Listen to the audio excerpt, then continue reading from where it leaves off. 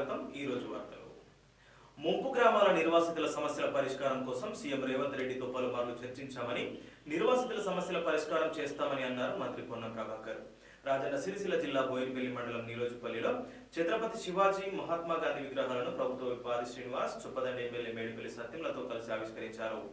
10 ఏళ్ల పాటు మీరు చేసిన పోరాటానికి మేము అండగా ఉన్నాం, మీ సమస్యలు తీర్చే బాధ్యత మాదని భరోసానిచ్చారు. ప్రభుత్వం ఏర్పడి 70 రోజులే అయ్యింది, ఎవరు ఏం మాట్లాడినా పట్టించుకోకండి, ప్రజలకు ఇప్పుడే స్వేచ్ఛ వచ్చింది, ఏ సమస్య పైన అయినా సరే ఎక్కడైనా ఫిర్యాదు చేసే స్వేచ్ఛ లభించిందని తెలిపారు. మహనీయుల విగ్రహావిష్కరణకు వచ్చిన మంత్రి పొన్నం ప్రభాకర్ ను కాంగ్రెస్ పార్టీ జిల్లా బీసీసీల అధ్యక్షులు పూస రవీందర్, తహసీల్దార్ పుష్పలత, ఎంపీడీఓ జయశీలుడు పూలబొకేతో స్వాగతం పలికారు.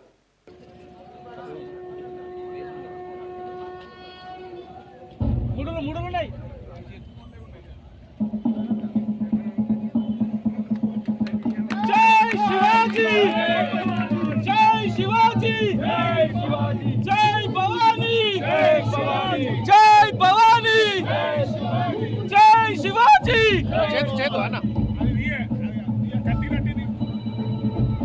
छत्रपति महाराज की जय, छत्रपति महाराज की जय, छत्रपति महाराज की जय, जय शिवाजी, जय भवानी.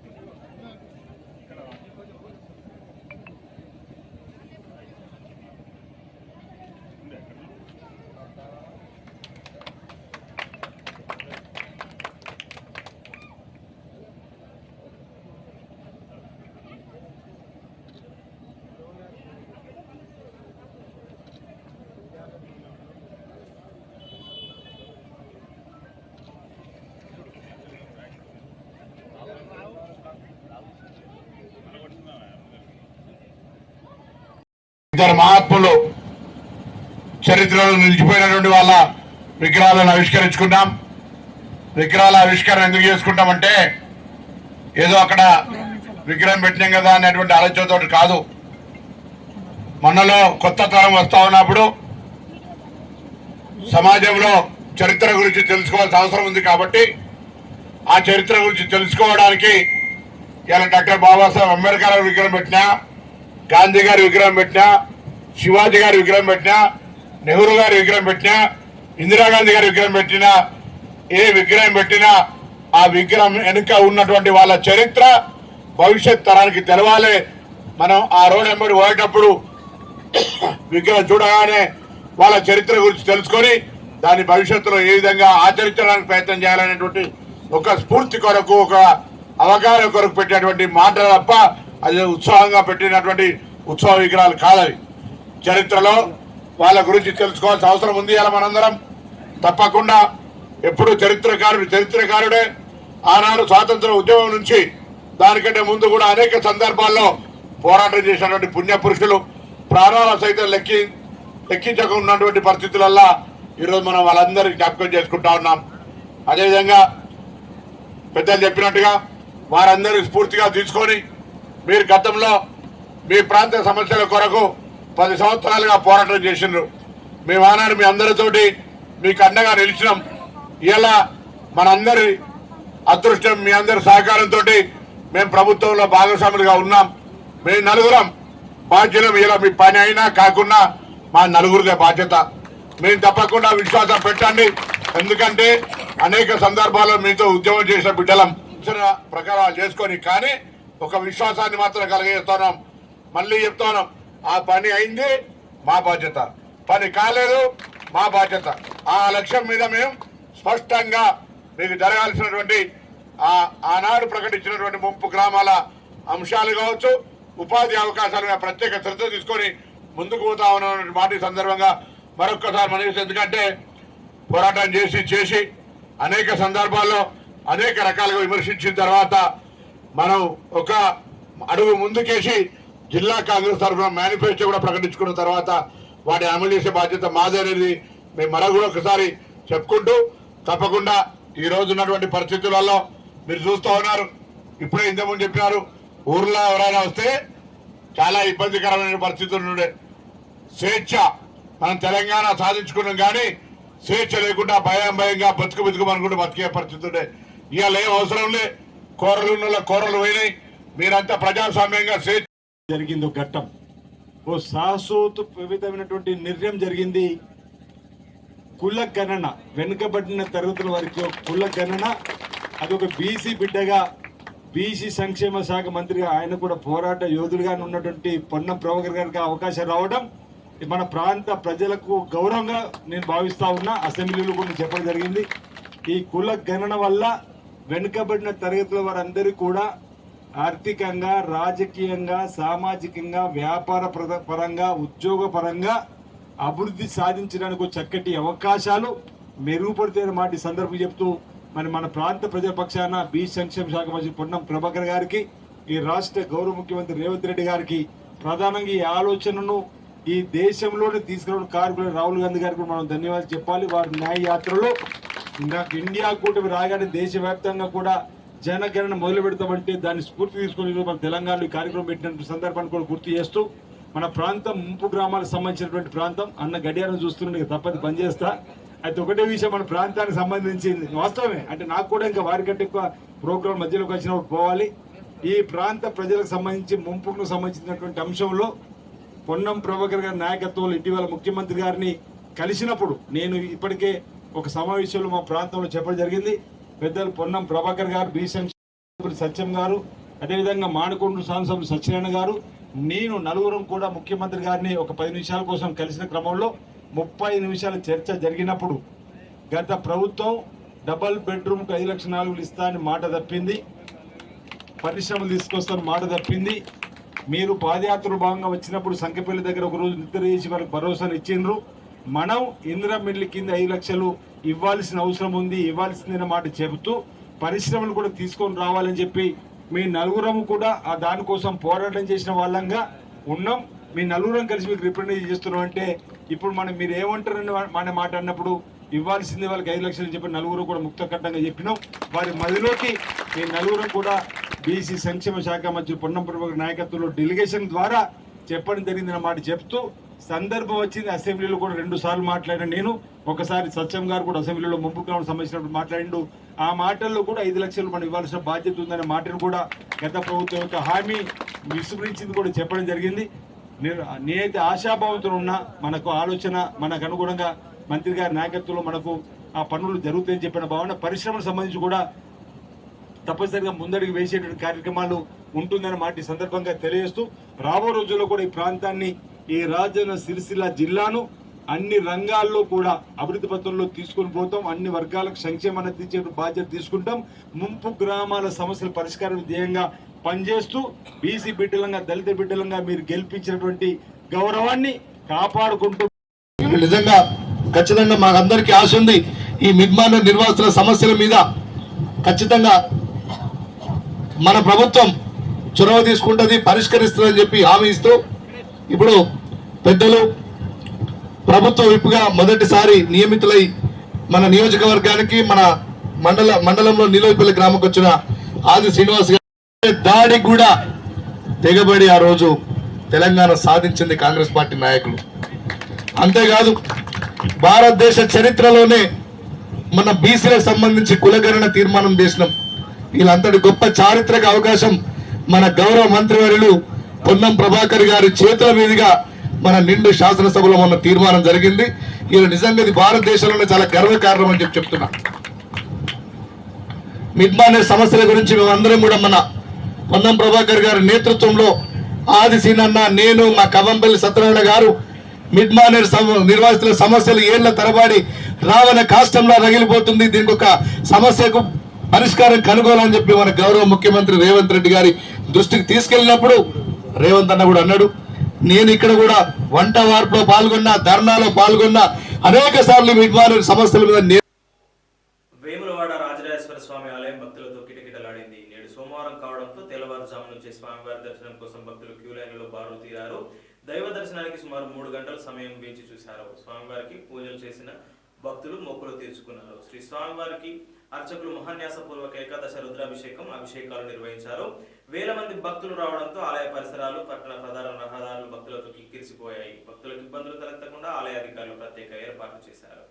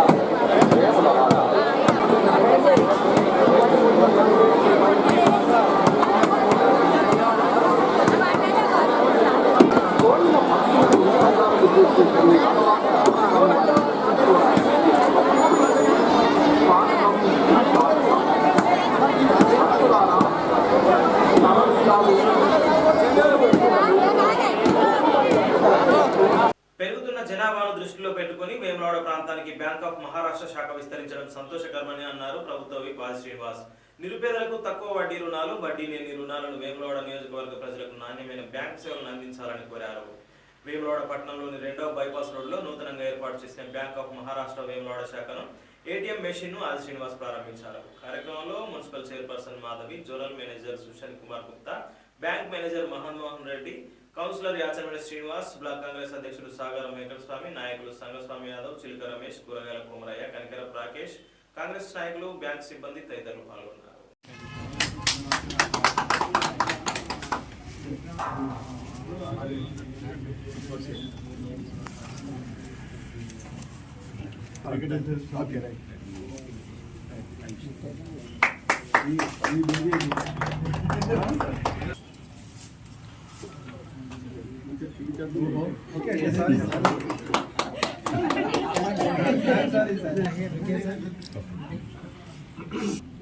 आज को छत्रपति शिवाजी का जन्मदिन है। गुड వేములవాడ పట్టణంలో బ్యాంక్ ఆఫ్ మహారాష్ట్ర సంబంధించిన ఒక బ్రాంచ్ నూతనంగా ఈరోజు ఛత్రపతి శివాజీ మహారాజ్ గారి జన్మదినం సందర్భంగా ఈ ప్రాంతంలో ఉన్నటువంటి ప్రజలకు, ఖాతాదారులకు బిజినెస్ మ్యాన్లకు, రైతులకు, చిరు వ్యాపారులకు, ప్రజలందరూ కూడా ఉపయోగపడే విధంగా మరో వాణిజ్య బ్యాంక్ ఏర్పాటు రావడం సంతోషదాయకం. అంటే పెరిగిపోతున్నటువంటి పట్టణ జనాభాను దృష్టిలో పెట్టుకొని ఆయా గ్రామాలన్నటువంటి ఖాతాదారులు తమ సొమ్మును పొదుపు చేసుకునే క్రమంలో ఆయా బ్యాంకులలో అంటే ప్రభుత్వం ద్వారా ఏర్పడేటువంటి బ్యాంకులలో నమ్మకంతో పెట్టుకున్నటువంటి సందర్భంలో మరి ముందుగా ఆంధ్ర బ్యాంకు, తర్వాత స్టేట్ బ్యాంక్, అది SBIగా మారిన తర్వాత అందులో ఖాతాదారుల సంఖ్య ఎక్కువ ఉన్నప్పుడు పోయిన సందర్భంలో వినియోగదారులకు ఇబ్బంది అవుతున్న సందర్భంలో కొత్తగా బ్రాంచులు అనేకం కూడా వస్తున్న సందర్భంలో మరో కొత్త బ్రాంచ్ మరి ఇక్కడ బ్యాంక్ ఆఫ్ మహారాష్ట్ర రావడం ఖాతాదారులకు ఒక వెసులుబాటుగా ఉపయోగపడుతుందని చెప్పిన భావన.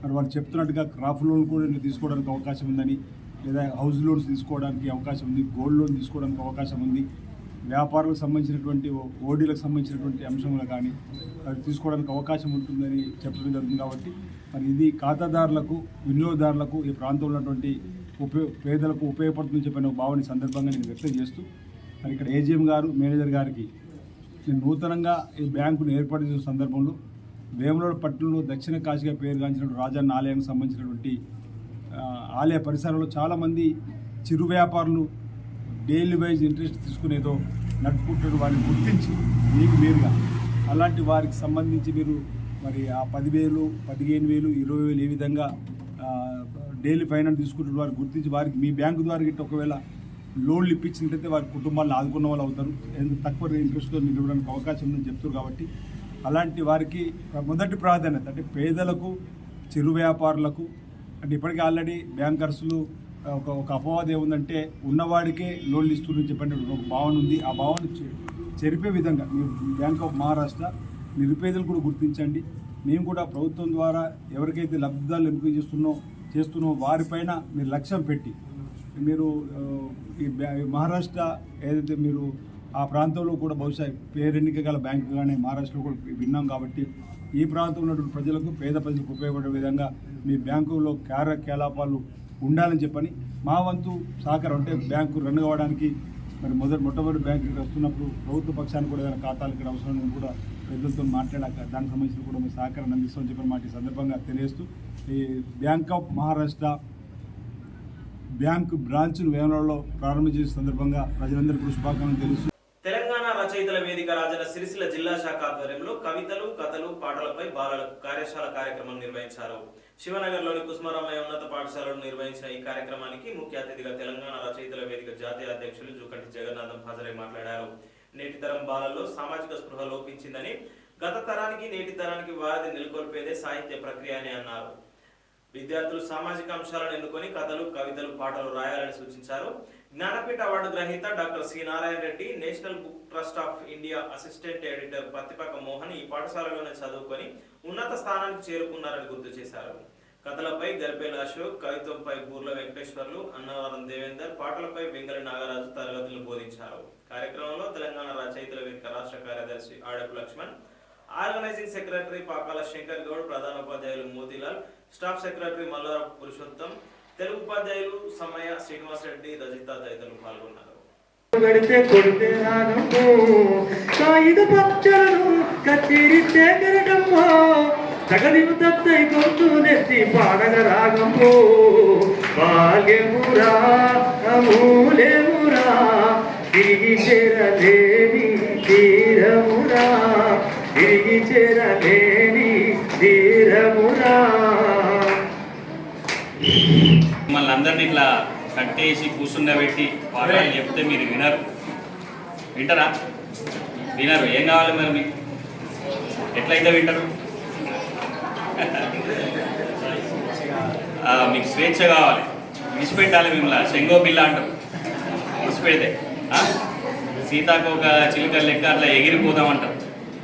ఎగిరిపోవాలనే ఉంటుంది. మాకు కూడా అట్లనే ఉంటుంది. కానీ మరి అన్నీ ఎగిరిపోయి నేర్చుకునేటట్టు ఉండేవి కదా. కొన్నిటికి కూర్చోవాలి. ఇప్పుడు మనము ఏది అట్లనే ఏ పని చేయాలన్నా కొద్దిగా ఓపిక కావాలి.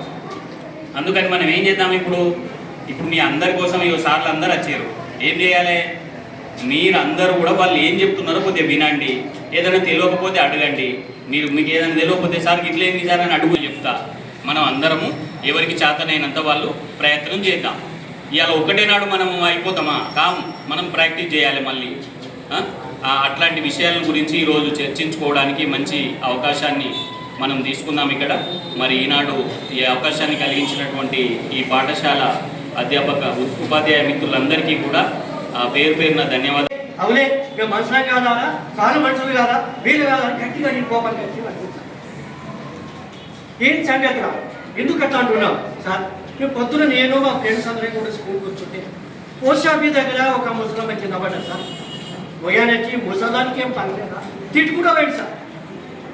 ఇంకోటి వచ్చి దానికి ఏమైనా ముసలానికి మత్తుకునే పైసలు కొడుకుని మనకి అవసరం అన్నారు.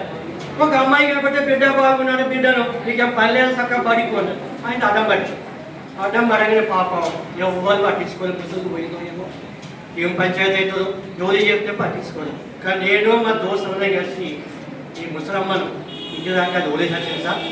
నీళ్ళ ఇచ్చినాం, కూర్చుండ పెట్టినాం. అమ్మ ఉండమంటావా పొమ్మంటాడా, బిడ్డ మడికోని మీరు నాకేం కాలే, సొలిగి పడ్డా పొద్దుగా ఇల్లేదు అని చెప్పి 50 రూపాయలు ఇచ్చాం. మరి ఈ కథలో మనకి ఏం తెలుస్తుంది? ఇక్కడ ఈ కథలో మనకి ఏం తెలుస్తుంది? ఒక మనిషి పట్ల ప్రేమాభిమానాలు ఉండాలి, వృద్ధులన్నా పెద్దలన్నా గౌరవం ఉండాలి, నీతులు చెప్పకుండా అని ఒక సంఘటన. అప్పుడు ఆ ముసలమ్మ 50 రూపాయలు ఇస్తే మదికుల లక్ష్మణ్ సార్ ముగ్గురికి 50 ఇచ్చాడు. ఈ ప్రాక్టికల్ కథ సార్ అంటే చెప్తాను. ఆ కథలో పేరు కూడా లక్ష్మణ్ అని పేరు పెట్టుకున్నాను. ఈ సంఘటన కథ మిమ్మల్ని రచయితలు కావాలనే గోరా కవులు అవసరం చెప్పలేదు, కానీ ఇది సిలబస్లో ఒక భాగమే. సృజనాత్మకత, స్వీయ రచన, కథ రాయండి, కవిత్వం రాయండి, వ్యాసం రాయండి. మీ దగ్గరికి వచ్చిన కవులతో ఇంటర్వ్యూ తీసుకోండి. సిలబస్లో పిల్లలు రాసినాయి. చాలా మంది అన్నారు ఈ పోరగాని కవిత్వమా, ఈ కథనా, వాళ్ళు పట్టించుకోరు.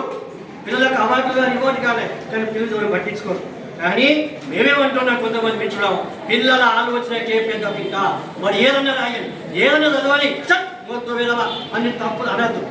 సరియే చెప్పు, మార్చి చెప్పు. ఆ చొరవ తీసుకుంటే ఆ సిలబస్తో పాటు వాడికి ఒక ఆలోచన కూడా వస్తుంది. అలా చేయడం వల్లనే మార్చి 2022 రోజు విద్యాశాఖ సాహిత్య అకాడమీ 2 కలిపి చేస్తే 4,85,000 మంది పిల్లలు మన ఊరు మన చెట్టు రాస్తే 33 జిల్లాల పుస్తకాలు వచ్చాయి. అది ఒక్కొక్కటి చదువుతుంటే పెద్దవాళ్ళు ఆశ్చర్యపోయారు. ఒక 2-3 ప్రముఖులు వచ్చేసి కూడా దీన్ని మొత్తం మార్చి రాయాలండి, మీరు ఇట్లా వేస్తే గౌరీశంకర్ స్వామి ఆ సెకండ్ అంటే నన్ను పిలిచి అడిగాను, సార్ అందరూ మార్చామంటారు కదా. అవును సార్, కరెక్టే సార్, మార్చా. మరి మార్చినాక ఆ పిల్లలు ఎందుకు, ఈ కార్యక్రమం ఎందుకు? మరి ఆలోచన పెద్ద టెక్స్ట్లో ఉంది, తెలుగులో ఉంది, ఇంగ్లీష్లో క్రియేటివ్ రైటింగ్ అని ఉంది, హిందీలో సృజనాత్మక రచన అని చెప్పేసింది. ఒకసారి చూడండి. సమీక్ష రాయమంటున్నాడు, చదివి చాలా స్కూళ్ళలో కూడా పుస్తకాలు లేవు అని చెప్పేసి నేను ఈరోజు ఒక 70 పుస్తకాలు తెచ్చాను. పైకి పడ్డాడు అన్నాడు సార్, పుస్తకాలు పైకి పడ్డాడు. ఇది మీకు ఇచ్చిందండి, మీకు అందరికీ ఇచ్చిన. మీరు దాన్ని చదవండి, దగ్గర పెట్టుకోండి, ఆలోచించండి. కథలు ఉన్నాయి, కవిత్వం ఉన్నాయి, వ్యాసాలు ఉన్నాయి. అది ఏం చదువుతారో మీరు ఒకసారి ఆలోచిస్తే మీకు తెలుస్తుంది. అది కూడా చాలా ముఖ్యం. చదివితే రాయగలుగుతాం మనం, చదవకపోతే కూడా రాయలేం. కనుక ఈ యొక్క ప్రయత్నంలో భాగంగా చేసుకునే కార్యక్రమంలో మంచి ఫలితాలు వస్తున్నాయి. విద్యలో భాగంగా మేము చేసుకున్నాం, మంచి ఫలితాలు సాధిస్తున్నాం. దీనికి అందరి సహకారం కూడా ఉంది అని తెలియజే. తిరుమలలో వెంకటేశ్వర స్వామిని దర్శించుకున్నారు సినిమా హీరోయిన్ శ్రీలీల. స్వామివారి దర్శనం కోసం నేడు తిరుమల చేరుకున్న శ్రీలీల దర్శనానంతరం ప్రత్యేక పూజలు చేశారు. స్వామివారి దర్శనంతో చాలా ఆనందంగా ఉందని తెలిపారు శ్రీనటి శ్రీలీల.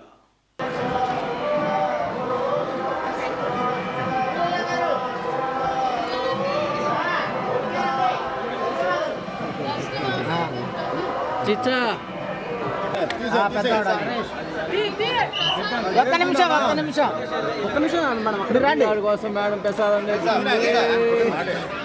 కొద్దిగా ఉండే ఉండండి ఒక్క నిమిషం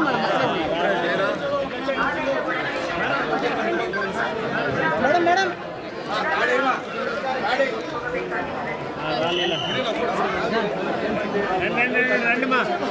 నన్ను దోశ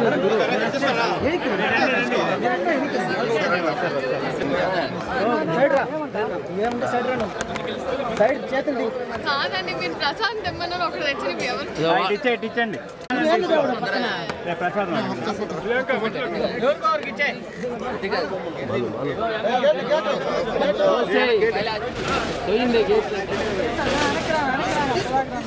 ఫోటోలు ఇప్పుడు ఏం వద్దండి ఎవరు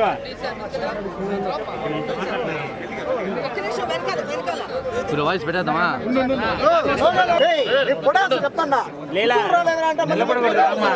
మొత్తం జామ్ అయిపోతుంది రండి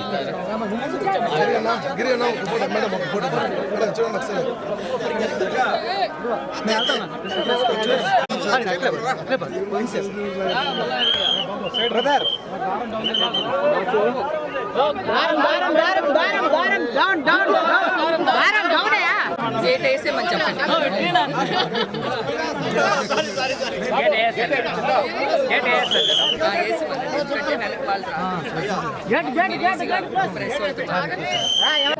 చాలా చాలా సంతోషం ఉంది. తర్వాత మళ్ళీ పెళ్లి సందులో అప్పుడు వచ్చాను, తర్వాత ఇప్పుడే రావడం, తర్వాత ఇప్పుడే రావడం ఇంకా అంతేనండి. ఫ్యామిలీతో వచ్చి ప్రాజెక్ట్స్ అవి అనౌన్స్ చేస్తారండి, అవి అన్ని అనౌన్స్మెంట్స్కి రెడీ ఉన్నాయండి. ప్రొడక్షన్ హౌస్ నుంచి వాళ్ళు ఓకే అన్న వెంటనే అనౌన్స్ చేస్తారు. చాలా సంతోషం, అది చిన్నప్పటి నుంచి అలవాటు అన్నది, ఒక ఇట్స్ బిన్ అ హ్యాబిట్ మాకు.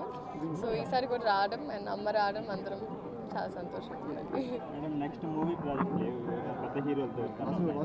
అవి గ్రామ పంచాయతీ కార్మికుల పెండింగ్ జీతాలను చెల్లించాలని డిమాండ్ చేశారు సిఐటియు జిల్లా కార్యదర్శి కోడం రమణ. ఈ రోజు తెలంగాణ గ్రామ panchayat employees and workers union CITU committee ఆధ్వర్యంలో రాజన్న సిరిసిల్ల జిల్లా పంచాయతీ అధికారి వీరబుచ్చయ్యకు వినతి పత్రం సమర్పించారు. జిల్లాలో గ్రామ పంచాయతీ కార్మికులకు రావాల్సిన పెండింగ్ జీతాలను అందించి స్థానిక సమస్యలను పరిష్కరించే విధంగా చూడాలంటూ వినతి పత్రం అందించారు. సిఐటియు నాయకులు అనందాస్ గణేష్, గ్రామ పంచాయతీ వర్కర్స్ యూనియన్ జిల్లా అధ్యక్షులు మల్లాల నర్సయ్య, వర్పూర్ మల్లయ్య, లింగంపల్లి కృష్ణవేణి, అక్కల అంజయ్య, సందిల మహేష్, కంసాని రవీందర్, రాములు, తిమ్మయ్య తదితరులు పాల్గొన్నారు. విధులకు హాజరైనందుకు మరి శుభాకాంక్షలు తెలియడం జరిగింది. అదేవిధంగా మరి రాజన్న సిరిసిల్ల జిల్లాలోని గ్రామ పంచాయతీ కార్మికుల పెండింగ్స్ జీతాల సమస్య, అదేవిధంగా స్థానిక సమస్యలపైన కూడా యూనియన్ ఆధ్వర్యంలో ఆయన దృష్టికి తీసుకొచ్చి లెటర్ ఇవ్వడం జరిగింది. మరి గతంలో డిపిఓగా పనిచేసినటువంటి రవీందర్ సార్ గారి దృష్టికి కూడా ఈ నెల ఫిబ్రవరి 5వ తారీఖు రోజే మరి జిల్లాలో గ్రామ పంచాయతీ కార్మికుల పెండింగ్ వేతనాలను అందించాలని, స్థానిక సమస్యలను పరిష్కరించాలని చెప్పి తెలియడం జరిగింది. ఆ సందర్భంగా జిల్లాలో పెండింగ్ వేతనాలు ఏ ఏ గ్రామాల్లో ఉన్నాయని చెప్పి లిస్టు తీసుకొని ఫండ్స్ లేని చోట కలెక్టర్ గారి దృష్టికి తీసుకెళ్లి మరి వేతనాలు అందించే విధంగా చర్యలు తీసుకుంటామని వారు చెప్పారు. ఈరోజు కూడా ఆ విషయాన్ని మరి కొత్తగా వచ్చినటువంటి డిపిఓ గారి దృష్టికి తీసుకెళ్లడం జరిగింది. వారు కూడా స్పందించి తొందరలోనే మరి పెండింగ్ వేతనాలు అందించే విధంగా చర్యలు తీసుకుంటామని చెప్పారు. చెప్పిన ప్రకారం వెంటనే కార్మికులు కూడా ఇప్పటికే అతి తక్కువ వేతనాలతో పనిచేస్తున్నటువంటి గ్రామ పంచాయతీ కార్మికులు మరి నెలల తరబడి జీతాలు రాకపోవడం వల్ల ఆర్థికంగా అనేక ఇబ్బందులు ఎదుర్కొంటున్నటువంటి పరిస్థితి ఉంది. అప్పులు చేసి కుటుంబాలను పోషించుకున్నటువంటి పరిస్థితి ఉంది. కాబట్టి ఈ విషయాన్ని వారి దృష్టికి తీసుకెళ్లడం జరిగింది. ఇప్పటికైనా డిపో గారు కూడా వెంటనే స్పందించి పెండింగ్ జీతాలు అందించే విధంగా, స్థానిక సమస్యలు పరిష్కరించే విధంగా చర్యలు తీసుకోవాలని, అదేవిధంగా కార్మికులకు సంబంధించిన ఏ సమస్య వచ్చినా వెంటనే పరిష్కరించే విధంగా చర్యలు తీసుకోవాలని చెప్పి మరి జిల్లాలోని గ్రామ పంచాయతీ కార్మికుల పక్షాన, అదేవిధంగా గ్రామ panchayat workers employees union CIT పక్షాన కూడా విజ్ఞప్తి. వేములవాడ రాజరాజేశ్వర స్వామి దేవస్థానం అత్యంత మహిమగల పుణ్యక్షేత్రం అని అన్నారు ప్రముఖ సినీ నటుడు సుమన్. ఈ రోజు వేములవాడ రాజరాజేశ్వర స్వామిని సుమన్ దర్శించుకుని ప్రత్యేక పూజలు చేశారు. అనంతరం నాగిరెడ్డి మండపంలో అర్చకులు వేదోక్త ఆశీర్వచనం గావించారు. స్వామివారి దర్శనం అనంతరం సుమన్ మాట్లాడుతూ వేములవాడ శ్రీ రాజరాజేశ్వర స్వామి అత్యంత మహిమ కలిగిన దేవుడని, అందుకే ప్రతినిత్యం వేలాది మంది భక్తులు స్వామివారి దర్శనం కోసం వస్తున్నారని అన్నారు. కార్యక్రమంలో ఆలయ ఏఈఓ బ్రహ్మనగర్ శ్రీనివాస్ స్వామివారి ప్రసాదం అందజేశారు. ఆలయ ప్రోటోకాల్ సూపరింటెండెంట్ సిరిగిరి శ్రీరాములు తదితరులు ఉన్నారు.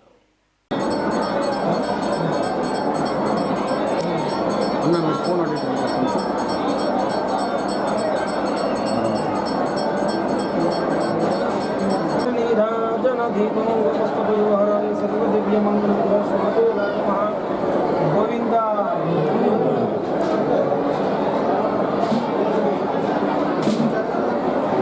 గోవింద పద్మనాభ స్వామి, గోవింద అనంత పద్మనాభ.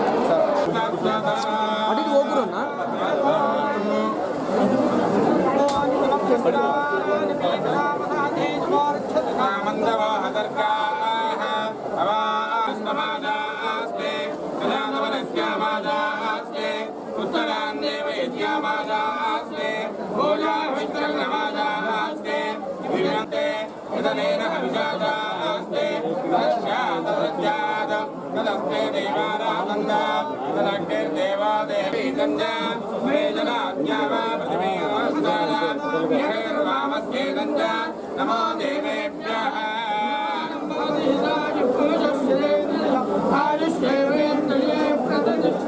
పార్వతీ రాజరాజేశ్వర దేవతానుగ్రహేణ ఆచంద్రార్కం వంశాభివృద్ధిరస్సు మనోవాంఛాఫలసిద్ధిరస్సు పునర్దర్శన ప్రాప్తిరస్సు భగవానికి జయ. అందరికీ నమస్కారం అండి. ఈరోజు వేములవాడకి రావడం జరిగింది. అంటే సోమవారం ముఖ్యంగా ఏంటంటే మా అభిమాని శ్రీనివాస్ గౌడ్ ఈరోజు చిన్న లెవెల్లో అన్నదానం స్కీమ్ అంటే నా వైఫ్ ఏంటంటే ఎంతోమంది యాచకులు చేయాలన్నాడు. సరే ఈరోజు దాన్ని ప్రారంభం అంటే ముఖ్యంగా రావడం స్వామివారి దర్శనం శివుడు సైడ్లో రాములు వారు గుడి గురించి నేను చెప్పక్కర్లేదు, చాలా బాగుంటుంది. అందుకే ఇంత శక్తి ఉంది కాబట్టి ఇంతమంది వస్తున్నారు. అయితే భగవంతుడి ఆశీర్వాదాలు అందరి మీద, అందరూ బాగుండాలి, అందరూ మంచి ఉన్నత స్థాయికి ఎదగాలి, వాళ్ళ ఆయుష్ ఆరోగ్యం ఐశ్వర్యం అన్నీ ఇవ్వాలి. అలాగే అందరిది ఆశీర్వాదాలు నాపై నా కుటుంబం అన్నీ రావాలి, క్షేమంగా జరగాలని మనస్ఫూర్తిగా ఈరోజు ఈ అవకాశం ఇచ్చినందుకు మరి ఎంతోమంది ఈరోజు కమిటీ వాళ్ళు గుడి వాళ్ళు అందరూ చేశారు. అందరికీ పేరు ధన్యవాదాలు. Thank you. నా తమ్ముడు సార్ ఒకే నిమిషం. ఈ వార్తలు ఇంతటితో సమాప్తం. తిరిగి ప్రసారమయ్యే మరో బులెటిన్లో మళ్ళీ కలుసుకుందాం. అంతవరకు సెలవు. నమస్కారం.